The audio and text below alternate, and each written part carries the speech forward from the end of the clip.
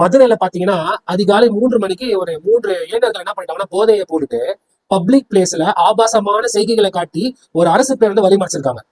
இப்ப இந்த மாதிரி செய்யறதுக்கு என்ன குற்றம், என்ன நடந்ததுன்றது இந்த வீடியோல ஷேர் பண்றேன். அதுக்கு முன்னாடி welcome back to legal கட்சன்.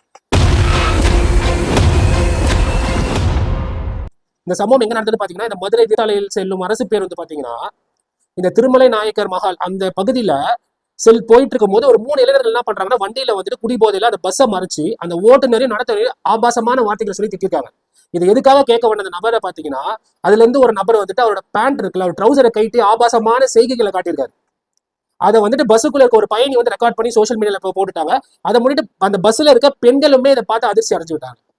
So இந்த மாதிரி குற்றம் பண்றவங்களுக்கு என்ன தண்டனைன்னு பாத்தீங்கன்னா, செக்ஷன் 296 ஆஃப் பிஎன்எஸ் ஆக்டில யாராவது இந்த மாதிரி ஆபாசமான விஷயங்களை பப்ளிக் பிளேஸ்ல பண்ணாலோ பாடினாலோ இல்ல பேசினாலோ அவங்களுக்கு 3 மாதங்கள் வரை அபராதம் விதிக்கப்படும்.